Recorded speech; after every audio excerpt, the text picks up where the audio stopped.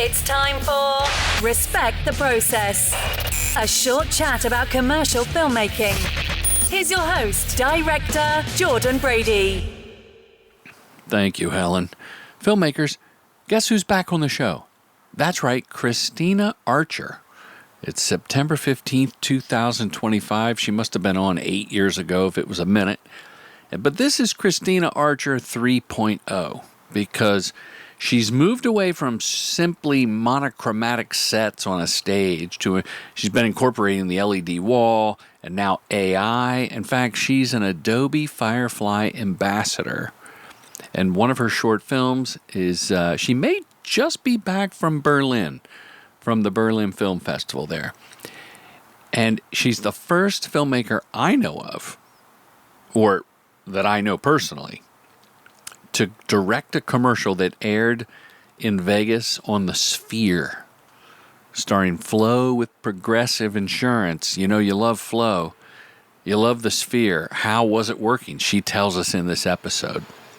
She also has a course on my platform, commercialdirectingfilmschool.com, called Winning Directors Treatments, and it's helped hundreds of directors up their game. I don't even know if we touch on that in this episode, but I'm so flattered to host that course for her. The Filmmaker Retreat is next week. I'm going to go out Wednesday with Jeanette Godoy, get everything prepped. The filmmakers arrive on Thursday.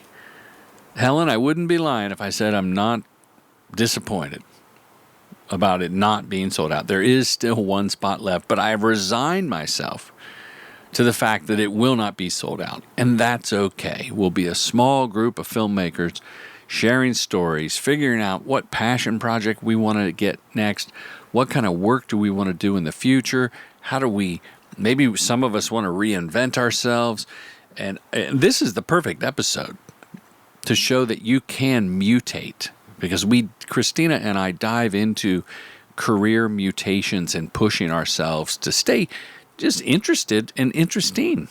You have to do it. So I'm excited. I'll try to squeeze out another podcast before we go. A lot of great guests in the hopper for when we get back. But I'm not going to babble. I'm going to get right to Kristyna right now. But if you're interested in that last spot, boy, you'd make me happy. Okay, cue it up, Helen. Kristyna Archer 3.0. Well, let's dive in. Kristyna Archer is a multidisciplined filmmaker, photographer, AI, whisperer, wonderful director. And I've known you from, I'd say we have an anniversary coming up. I think a friendship anniversary, yeah. A friendship anniversary of maybe 8 or 9 years. Yeah. We're gonna. I mean, yeah. I probably met you close to when I met Evan, my husband. You weren't married when I met you. I was not. I think it's probably 9 years when I met you because I moved here in 2015, and so my 10-year was this year with LA, and then I met you maybe a year after being here. Well, that's wonderful. You took a photograph of me in a big orange chair that I still, if I don't use it, other people find it on the web and still use it. Oh, really? It's such a great photo. And my hair was on point and you were great. I'm so glad. That's getting you a lot of miles out of that. So much has happened, Kristyna, in the last 10 years of you being in LA. Oh yeah. And I mean, let's take the listeners and maybe the viewers, because we have these video clips now, on a journey from photographer to director to like working director, taking charge of her career, shopping, moving to different companies, broadening your base, working with huge brands, and then we'll do a little AI. Do a little sprinkle of AI. And, unless you want to start with the AI, because I know it's fresh. You're going to a film festival in Berlin, maybe? Where is that? Oh, I would love to go. The Berlin Commercial Awards. It's been cool because they've supported my work. I was shortlisted for the Next Gen Award back in the pandemic, and it's just nice when you feel seen and feel heard. And a lot of the stuff I submit, I mean, originally that was for a lot of commercial projects, but the work that I've been sharing with that, the jurors or whomever is reviewing it, is a lot of like experimental. I don't know why I said that. Avant-garde video. A very experimental work, just because I don't get to do it for clients very often. So when they get to highlight that and support that, it just kind of underscores all the effort that you're doing on the weekends of just learning new tools and exploring things and hoping I love it. Works. Yeah. Thank you. When I first met you, your photographs were heavy into the monochromatic scenes. Mm-hmm. And then I always applauded you and recommended you for jobs. I don't know if they ever panned out, where that was the shtick. I was like, oh, well, Kristyna Archer's the expert. And then you and I have talked either off the record or maybe when you were on the podcast one time before. It became like many styles, everybody starts doing that. Mm-hmm. And you wanted to break away from it. Mm-hmm. Tell me. Yeah. Yeah. I mean, it goes back to fair assessment. Definitely. Okay.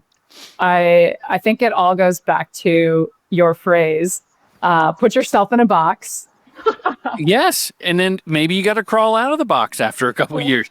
But to start, why not lean into that thing that you had mastered? Yeah. Yeah. I think it was something that was really exciting and innovative and aligned with who I was as a person then, as an artist, which was, I loved working with color. I loved coming up with these like imaginative set designs and, you know, kind of world building and bringing people into them. And so, you know, I had a good run of exploring those ideas and flushing out so many different ways within that style. And then, you know, eventually, like, you just kind of start to feel like it becomes mainstream, or, you know, people are coming to you, but then it's getting diluted. And the moment I started to feel that was the moment I started to stray away, not because, you know, I think it was also just because we are different people every 7 years, right? Like all of our cells are reinventing themselves.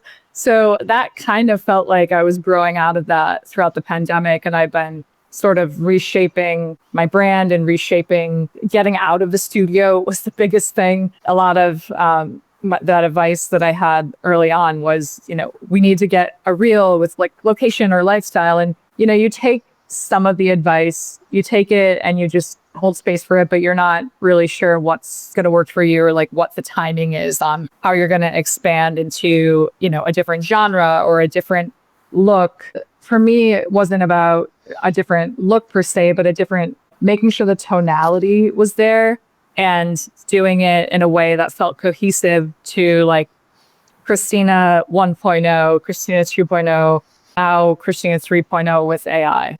Wow, I like that. That might be the title of the episode. Kristyna Archer 3.0. What, Yeah. you know, the late, great Patrick Swayze. Where's he going with this? You know, I did a movie with him 25 years ago. Oh, wow. And he was such a gentle warrior. I mean, really a great person. And he had said, and we hung out a few times, and he said, every 7 years, you shed your skin and you do something new.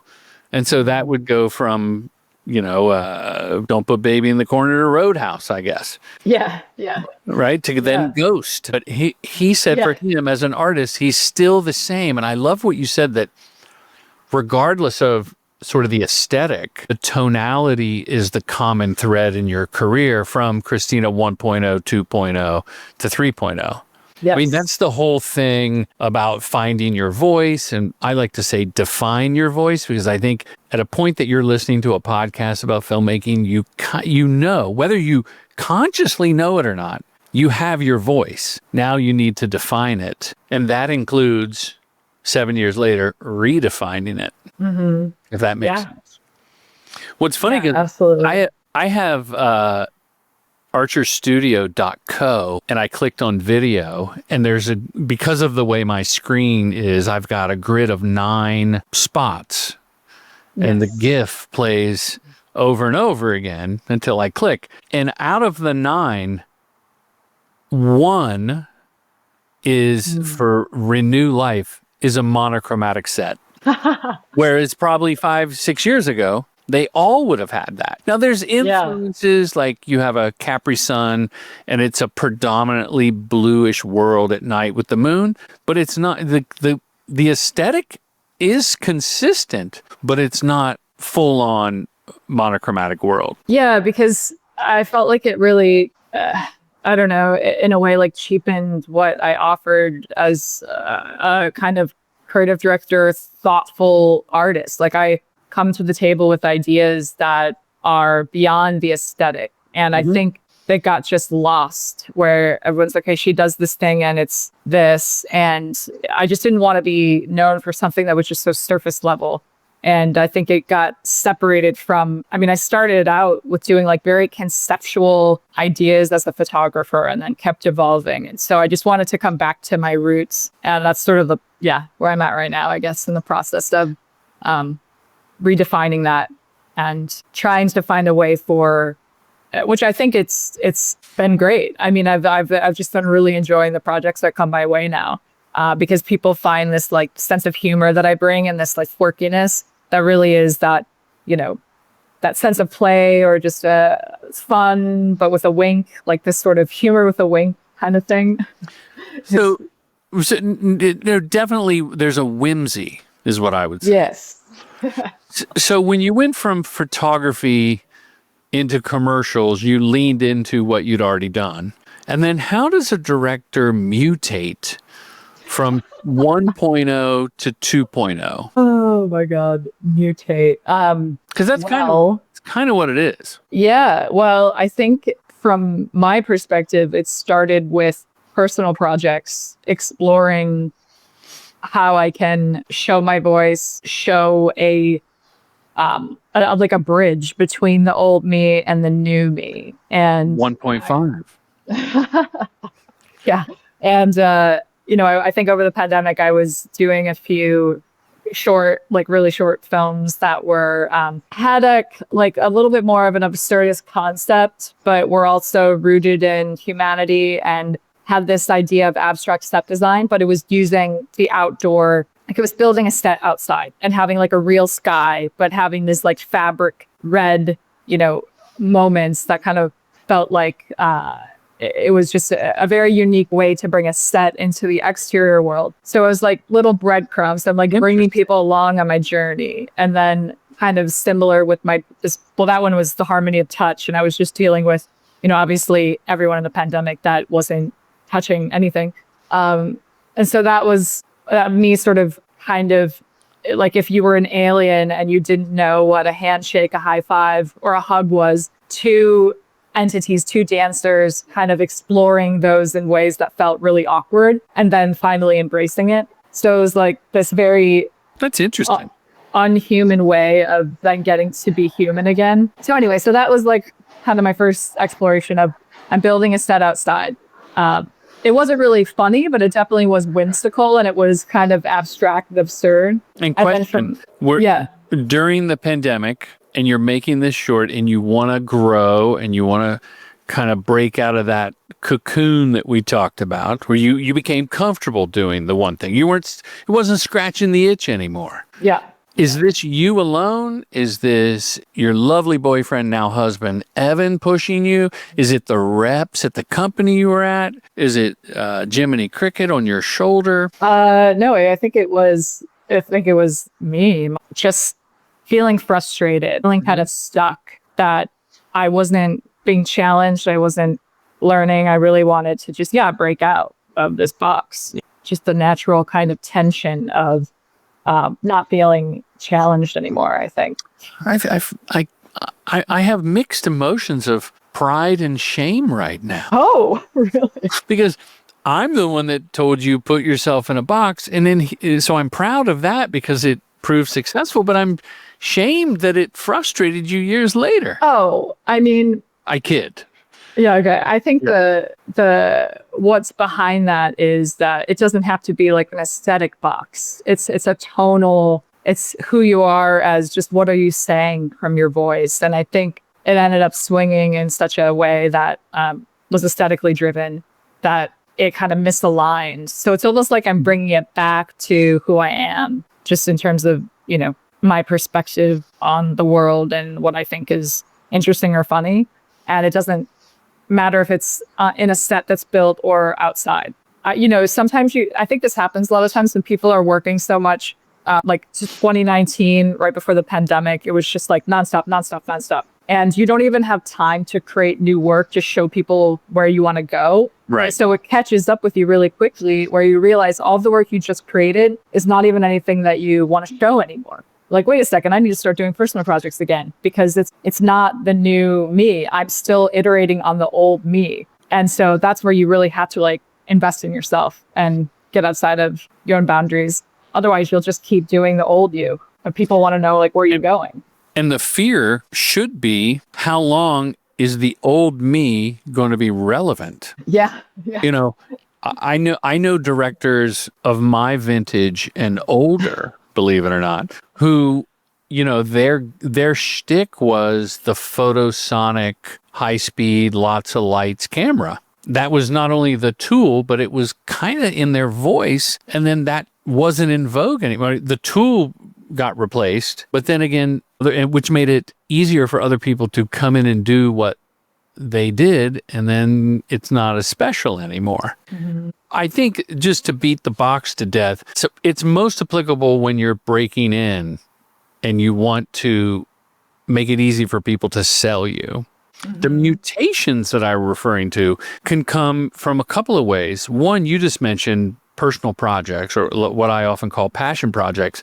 So my advice to anyone listening and following Kristyna, 3.0, you bet on yourself. And hopefully when you were doing all those jobs, you were getting paid handsomely and socking a little money away to make the passion project. Because at the end of the year, if you've got, for instance, I do these comedy spots every year for decades now with Pat Finn, one of the funniest people on the planet, for Toyota.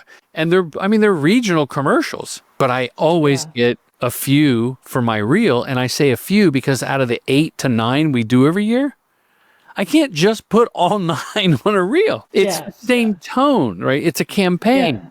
So I have to pick the one with the ostrich and the one with the salesperson. Yeah. Yeah. So that's just more of the same. And the last 5 years, they all have the same vibe and same look, right? There's just different shtick, different animals, different props that was set pieces we build. So I have to take a little money and do a short film, take a little money, invest, we're going to make a documentary. I'm going to make a thing. I'm going to fly somewhere to pitch someone something totally different. You have to put that money away when you're on a roll in point one.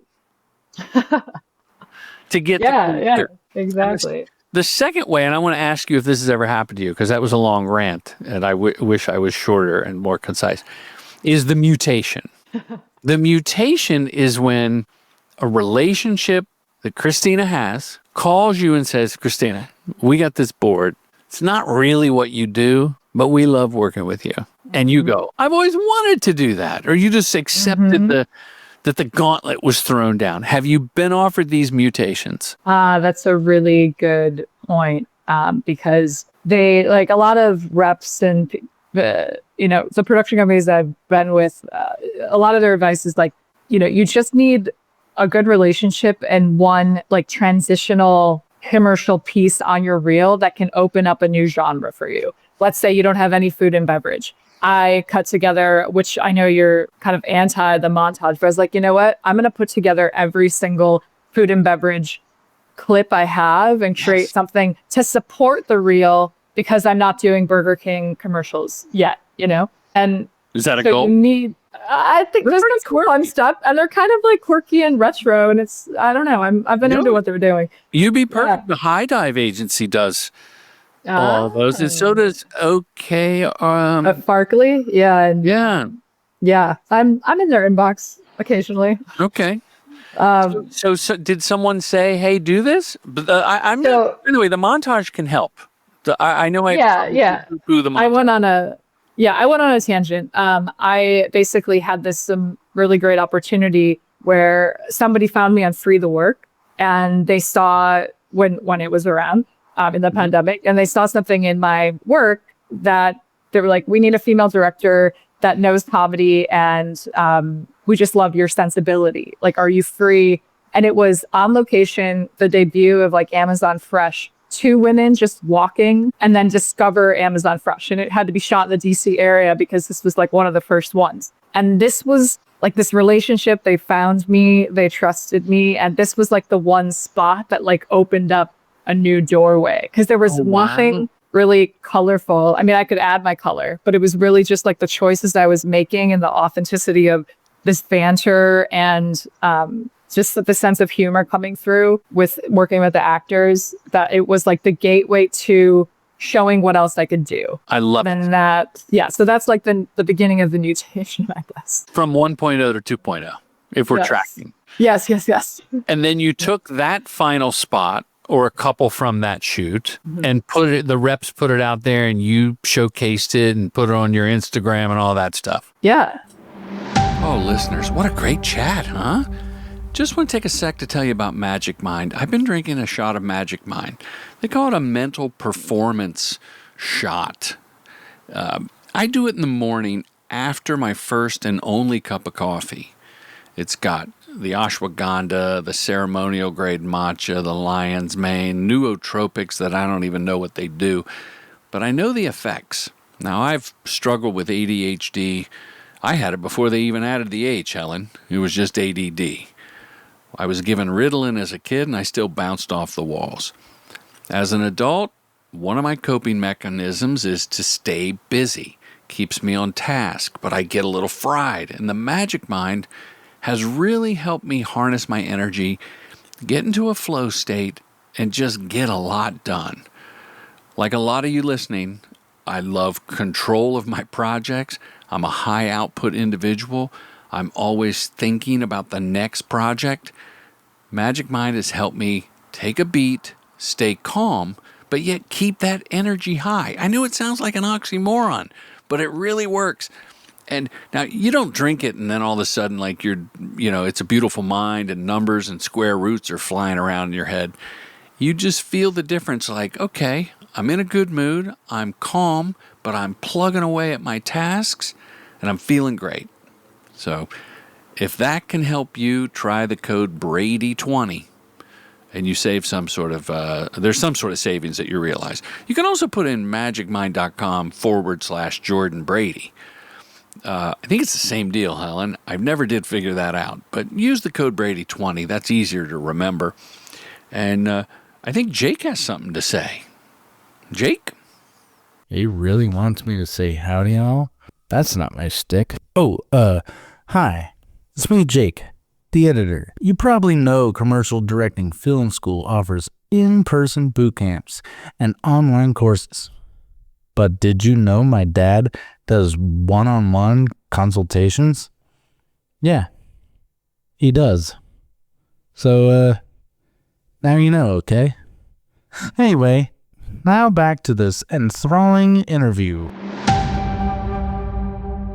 And it opened up some new doors that were really exciting, that people could see me in a different light and wanted to bring me on. With one spot? With just one like that, and then you backed it up with the old stuff? I'm trying to think of.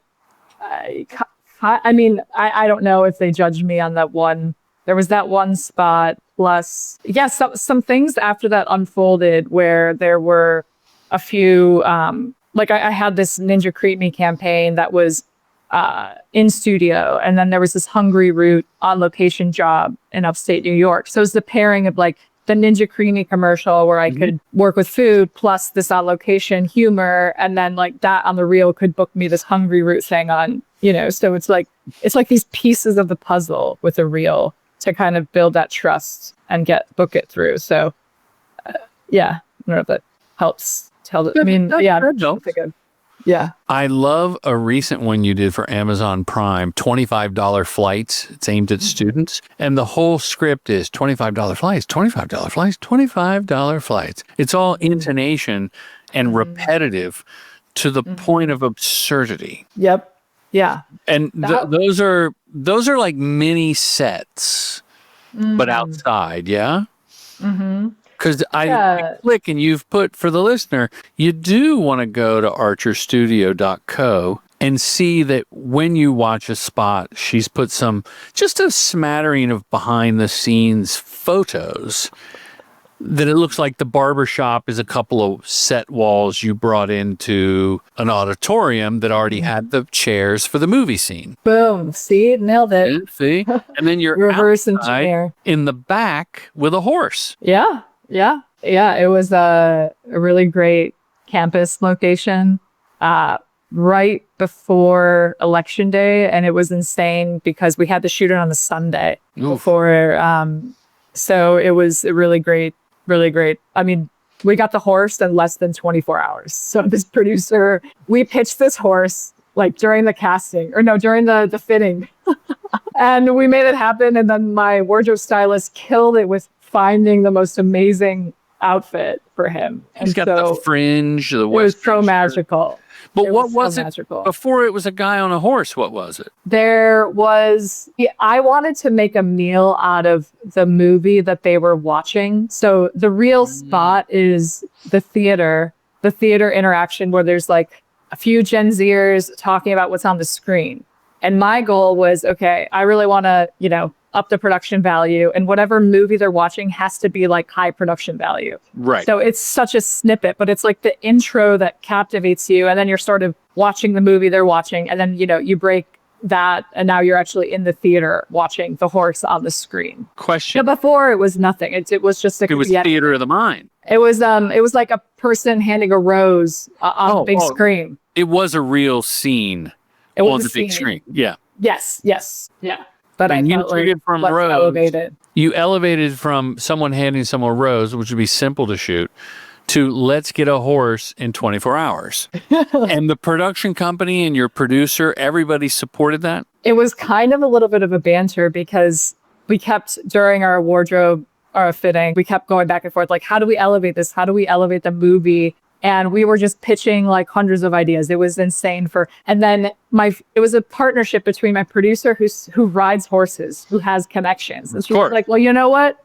I think I can get a horse. And I was like, this is insane. And I love you. And that's the idea we're pitching it. And she made it happen. So I'm so grateful. That's so wonderful to hear, and how supportive your producer is, because a lot of producers, and this isn't really a swipe at producing, they want to keep the train on the tracks. Yeah. And there's an obligation, a fiscal responsibility to the company and hopefully the director to bring in some extra money beyond the fee, your exorbitant rate. Mm-hmm. And they could go, a rose, $12. A horse, $1,200. Well, there's something special about production companies that maybe are, also more like micro, where they are, the bottom line to them is also getting something that they're excited about, and it's an investment. So the co-owners of that company are also sort of line producing. I mean, they're very like hands are in. And so they're equally as invested, and of course, all production companies are and should. But when a line producer is, really just looking at the numbers. Could be the death of creativity. Yeah. So that's. Are you allowed to say what company we're talking about for this? Oh, yeah, I know. I need to give a shout out. Vacation Theory. They produced my first commercial for Boost Mobile. That's so we have a 10-year relationship, and they are Annabella and Sage. They're brilliant, creative, entrepreneurs, basically. Helen, get Annabelle and Sage on the podcast.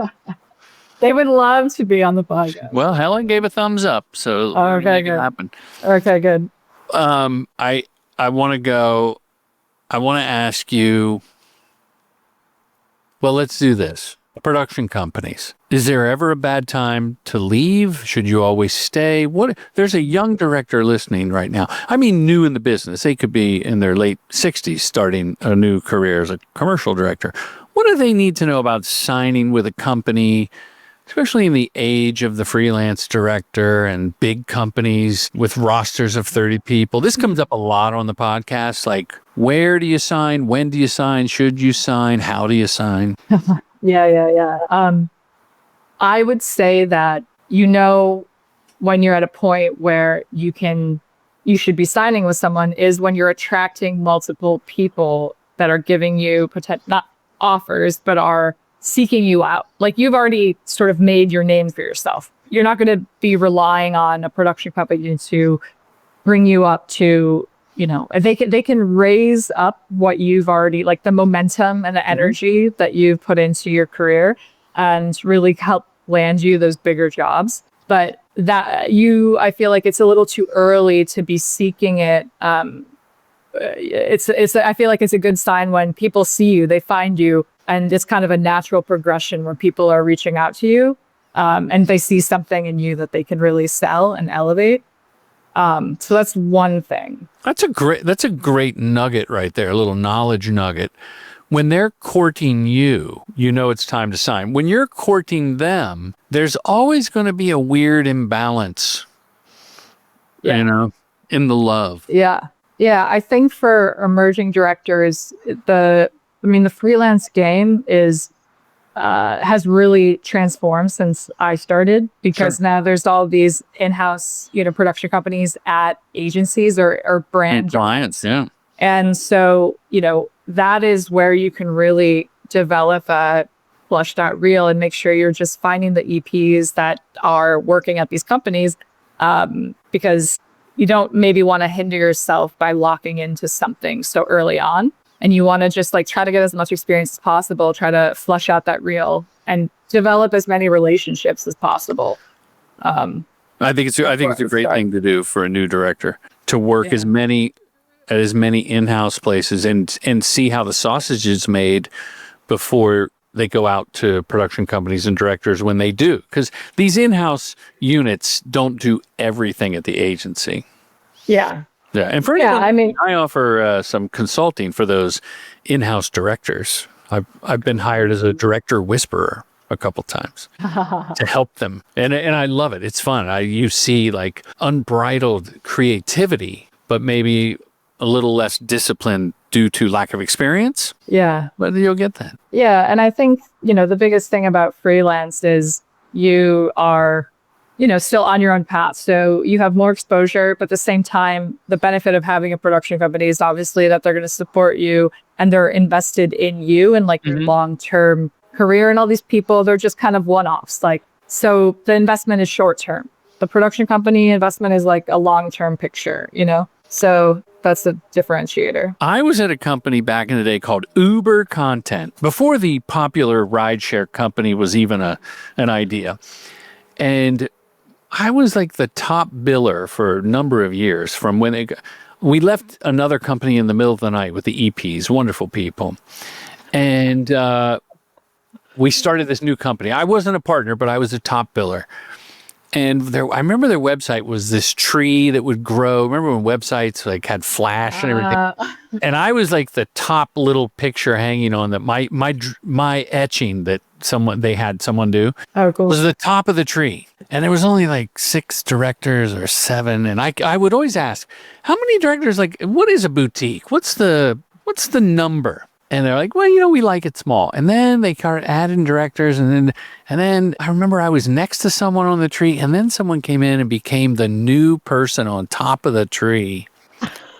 And I said, I think it's somehow I've dropped down a rung on the ladder. I've limbed the tree. And I started a company. And it sounds petty telling you, Kristyna 3.0, this story, but it was kind of true. Oh, okay, I've been here, I think it was 5 years at that point. And the EP even said, I go, so when does the director go? Well, I said, why did so-and-so come over from Bob Industries? They left the company and came to Uber. And the EP said, well, when a director's been with the same people for X amount of years, it's really time to refresh, get new blood. And I was like, should I leave now? Because it was like literally describing our relationship. And that person's eyes lit up and went, no, you're different. You're special. And, no hard feelings.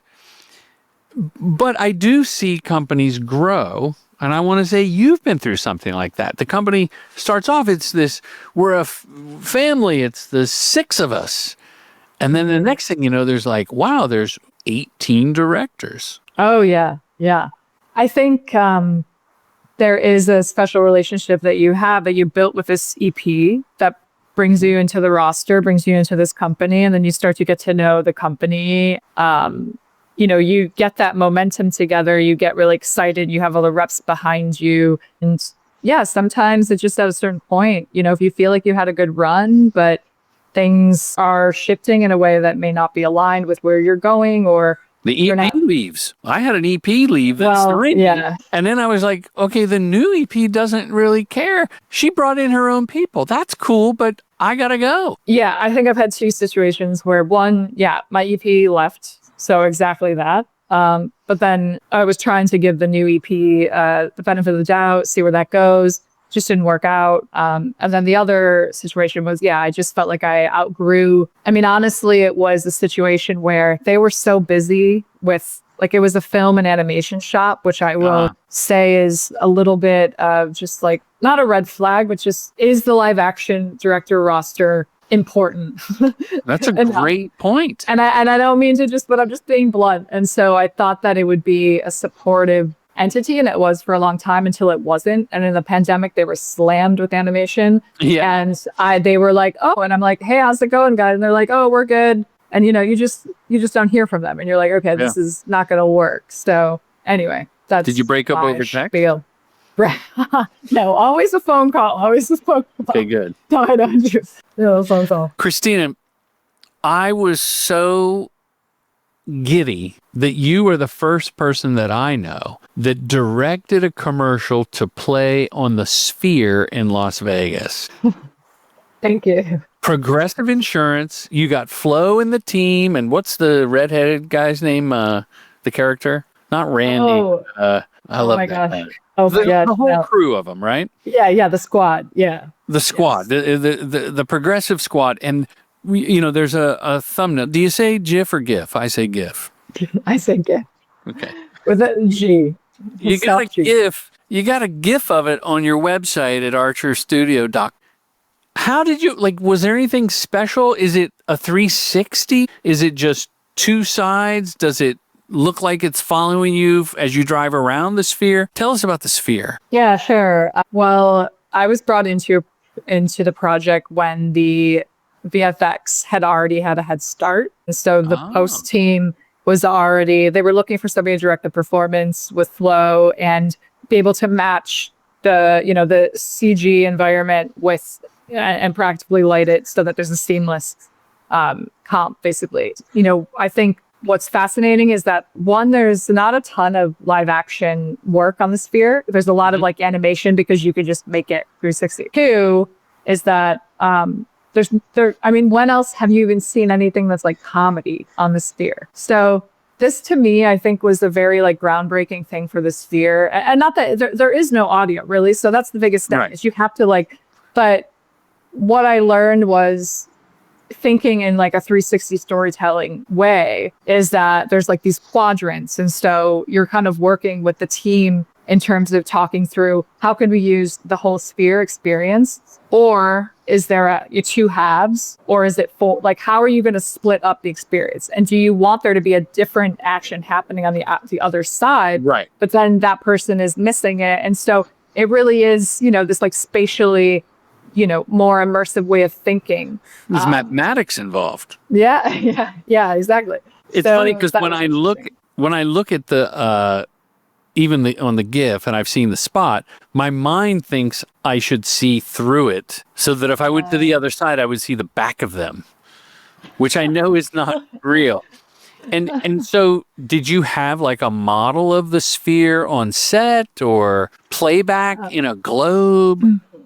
Well, they have a sort of like a mini sphere testing facility in Burbank. Yeah, it's very like no windows, no phones, throw everything at the door. It feels like you're walking into Apple, basically. If you've ever been to Apple's campus. So how big is the do you actually see footage at the test facility? And I'm afraid you shouldn't say any more about it other than, is it like a 12-inch glass globe? Is it 4 feet? It's like 6 by, it's like taller than you, but it's like a 6 by 7, maybe it's 8 by 8, 10 by 10. It's like a significant size, Oh, wow. So you can play and previs and plan how it's going to look with little stick figures or shoot some Barbie dolls or whatever you want and put it on the wall. I mean, the globe. Sphere. Yeah, well, I mean, what's interesting is that, once you debut something on the sphere, I mean, you it's like it's up. It's not like you can, edit in real time. So, I mean, we're looking at the final piece and seeing, but yeah. But I know you love the Barbie stick figures. But I'm sure your animatics have come far with AI. Yes. As a matter of fact, I prevised for an upcoming shoot next week a shot in an office, and I left people out of it. That's a good segue, by the way. Thank you. I left people out of it. It's just like a hero product shot on the gag, and it's of a book, like an engraved book. And people ask me, "Oh, is that the real book?" I'm impatient with AI. Like I'll take the second gen and go cutting my losses, right, before I tweak it. But it was so good that I was like, we could just use the shot. How'd that go over?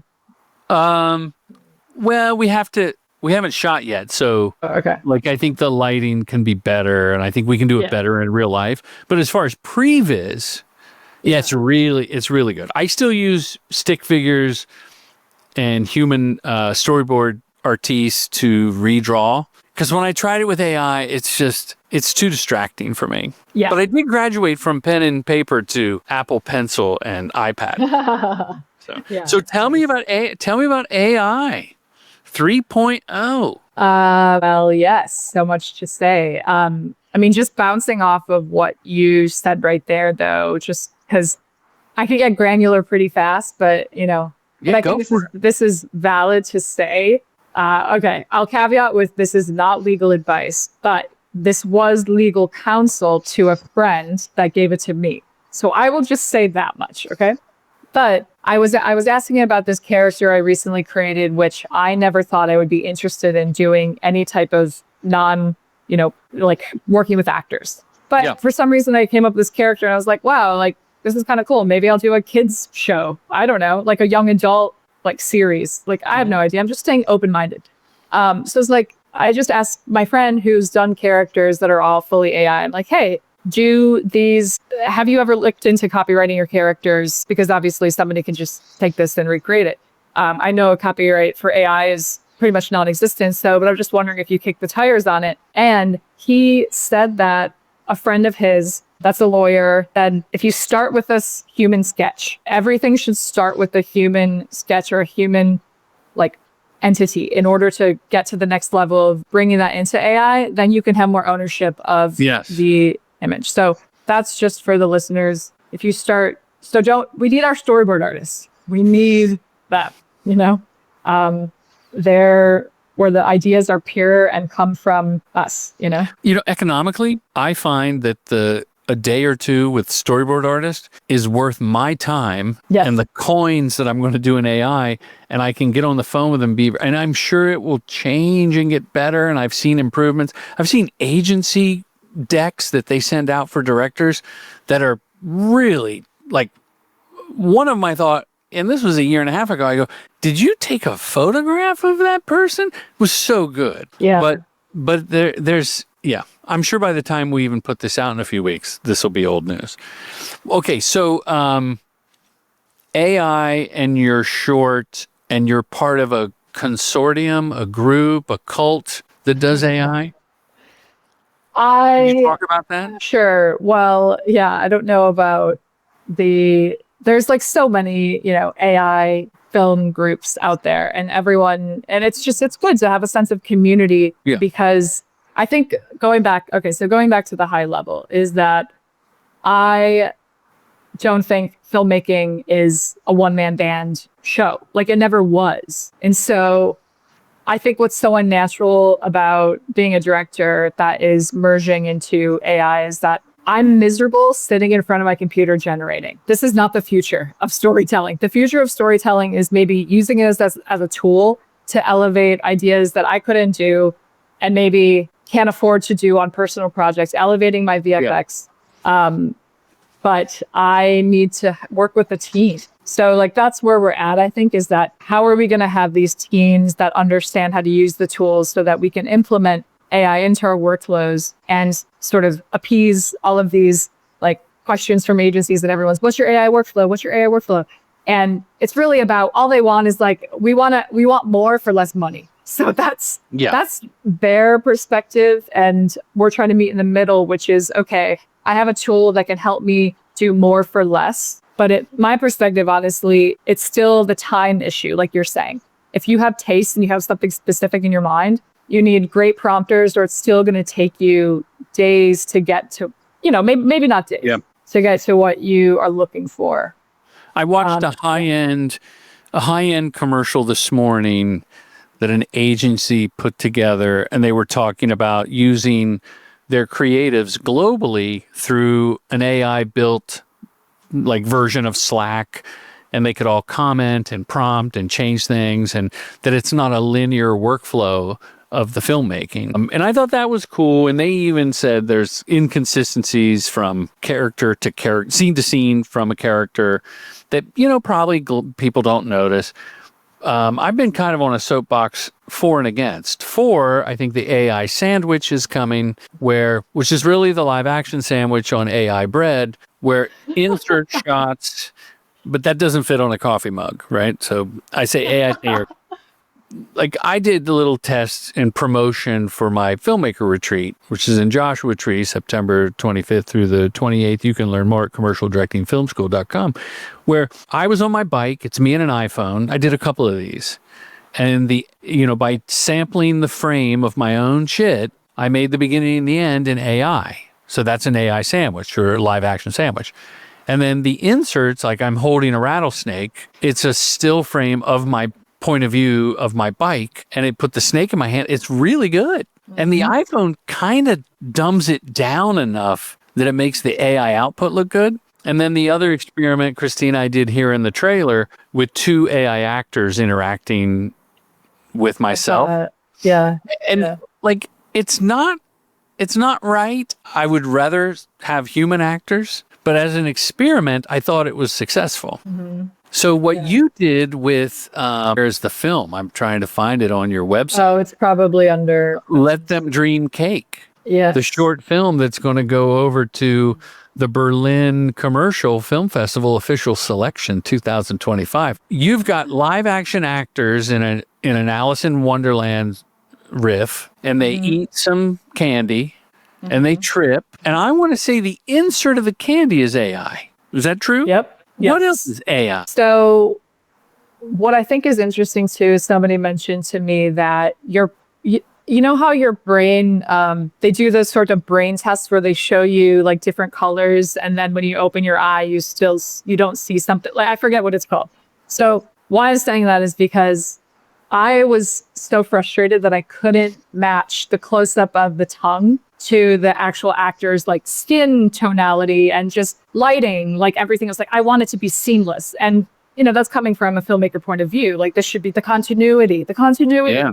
So, but to have a little forgiveness, I was excited about it. And what somebody told me is that if you have like real footage and you splice in AI, your brain will assume it's real. Yes. Because you're just, and so that's what's kind of insane is that, to me, I'm sure everyone, it's obvious, but it still works, I think. And, I didn't get the perfect time of day. Yeah, exactly. No, and there's going to be, from a budget standpoint, right? Budgetarily, if you don't have time to shoot, you can now plan not to shoot certain inserts. Yeah. I mean, lighting the lips and the candy in the mouth, I mean, just commit to AI. Mm-hmm.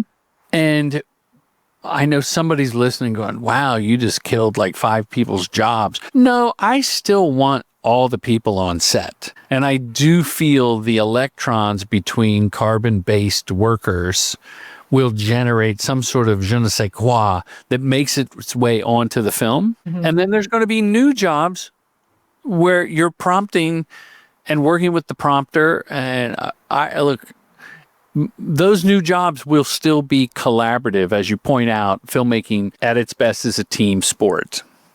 Mm-hmm. I did see a plumber commercial a guy made a few weeks back that was all by himself in his underwear at night in the basement. I made that part up, but it was insane. It was really good. But yeah, how is that a sustainable experience in the human condition? Yeah, no. And would he do it for $7,000? No, you would want to charge a rate that was commensurate with live action, but a few dollars less. Yeah, I mean, it's just like, bandwidth. It comes down to time. And, it comes down to client feedback. Do any of these AI influencers understand the back and forth that we are used to? So I think, there is a space for that where they're sort of showing off the tools and they do it for very little. But that's not the reality of scaling, working with teams that are, have huge budgets where there's a lot on the line and they want you to do this thing and there's a pressure. Like, I feel like, yeah, that's another thing. Well, you did a spot that was probably like Kristyna 2.8, okay. Where you shot, and tell me if I got this right, I think you shot at one of the View studios in Nashville or someplace. So you had an LED wall,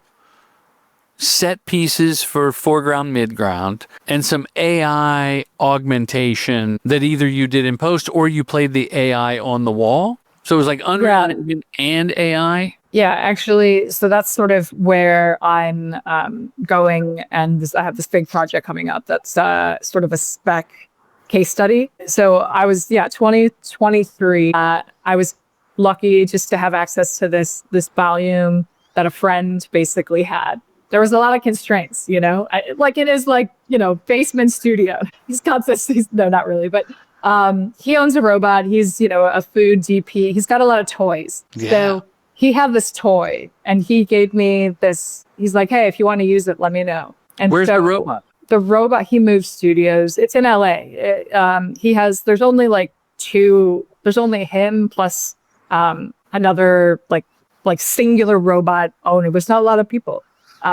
It's what is it? The Sisu, and then the other one, I forget the other brand. I forget. So the robot travels. The robot travels. They can load it up. Yeah, it's the whole thing. But long story short, it was my first AI film, and I used the wall as basically, I guess you could say, like rear projection. There was no Unreal hooked to it, but I did it in a way that was showing, a seamless integration between an AI background and like real practical set design with real people. And it was just kind of like the beginning. And then I did some inserts that were AI. I created like a wide shot of this fake city.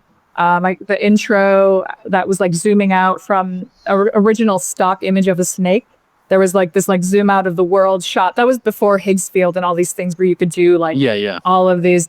And so, just faking that shot. So there's a lot of ways to, like fake these transitional scenes with AI, without people in those inserts, and then the people in the studio in this world, basically. So do you look back at 2023 here in as we're recording in mid-August 2025 and go, oh, it was so primitive? I do in a lot of ways. It's crazy. But what is the group that you were officially knighted into a group like a week ago? So there's the Runway. Obviously, I'm sure a lot of people know Runway. Yep. And they have a creators program, which is amazing to be a part of because one, it gets you like unlimited credits. It gets you access to the tools. You get free coin at the beginning. Yeah. And you're part of this network where they can sort of like refer you AI potential projects. And so you just submit your work. And, because they get a lot of outreach. They're like inbound for like, hey, do you know an AI director? And so they just like, why don't we just create a community where people can find them? So John Finger, a commercial directing boot camp alum, is at the Oh, no way. Yeah, oh yeah. Oh, Dream Machine. He's and Mike Greenberg, boot camp alum, owns a robot. Oh, what do you know? Okay. We're a good community to be a part of. I know. No, I saw that you were like officially stamped as an AI filmmaker. And when agencies reach out, which sounds like you're not even a real person, like you're an avatar that makes films, and that's not what if you're listening on the podcast channels, Kristyna's a real human that makes the AI. I think it's going to be more mainstream, that it's just part of our toolkit, right? Arrow in the quiver, as we say, where the people like you that are already ahead of the game will get the job just based on trust. Mm-hmm. I mean, it's same old, right? Yeah. How do you feel? I'm going to say how I feel in the form of my question.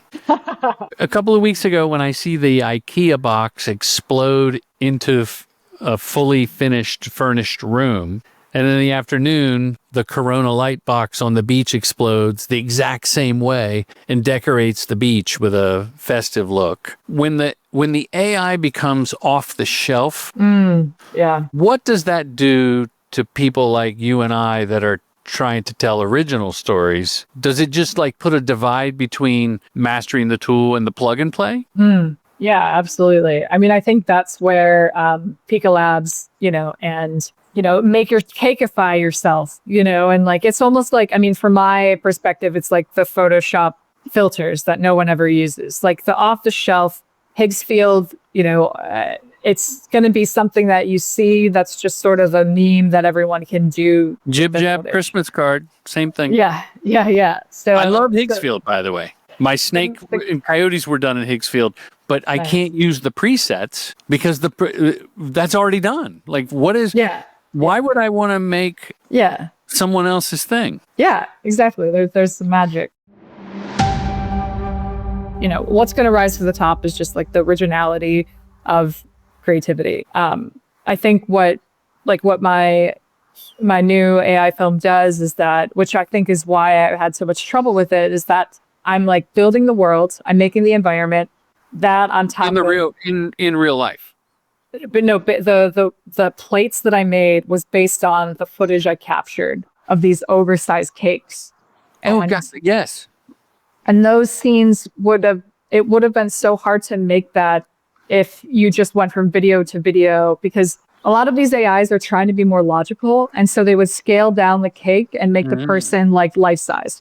And so I do like certain tools where I'm in control in terms of I'm the master. And I am telling you that this is what I want, and don't add logic, And so there's something about Midjourney that I still really love, because I'm like, it will be on this illogical journey with me, and then I can remix it, and it's less out of the box, even though it's the copyright is the thing. But I know you got to go. Yes. But last two questions. The cake, Let Them Dream Cake short film. Is there a place we can see it? Or do you want to not show it until Berlin? Nope. They have it on their website. Yeah, go ahead. Put it in the chat. I'll put it in the show notes and all that. And the frame, the thumbnail is this giant cake. Piece of cake looks like a strawberry shortcake. And you're saying that you made that cake and photographed it as your own source material for your AI tool of choice. No, the cake never existed. But the footage I sort of trained the mood board on was all of the stuff we shot, which is why I think it was able to feel more film-like, more Kodachrome, more grainy. And that's why I was really happy with the results, because I was testing out this new process of shooting everything and then a post AI workflow without any AI generated before. And I really like this workflow. I'm going to keep exploring it. So shoot first, AI later. It's a different workflow, and it's interesting because the foundation of the footage, the foundation of what you're creating more often is already yours. Is baked in. Yeah, it's your work. And now you can just add another shoot day in post without having to add to your shot list on set. That's the AI sandwich. There you go. There you go. 2-day We shoot. agree. Yeah. Now one. Now 4 days. We went the other way. Okay, last question. Your answer to the question we end the show on, what does respect the process mean to Kristyna Archer 3.0? Oh, wow. And thank you for being here. This has been great. Yeah, no, thank you. Respect the process means being diligent with yourself, allowing things to take the time that they need, and that not everything has to be rushed. Like, you need to feel good about it. And if it's taking you longer to get there, i.e. my AI process, it's not like, 2 generations unhappy. So just the process is allow that space to germinate and to be what you want it to be. And that's okay. We live in this world that's like, got to get it out. And, some things don't have to be that way. And yeah, so that's the journey I'm on right now. It's a metaphor for life. Kristyna, thank you. When we click on your name in the show notes, it's going to take them to archerstudio.co. Perfect. Unless you tell me differently. Follow her on all the socials, and great to see you. Yeah. Thanks, Jordan. Thanks so much. Talk to you later. Bye-bye. All right. Talk to you later. Bye. Commercial Directing Film School's mission is to help filmmakers direct commercials professionally. With online courses and in-person boot camps, we demystify the process to get you to the next level. All taught by your accessible mentor, filmmaker Jordan Brady. True Gentleman Industries. We make commercials.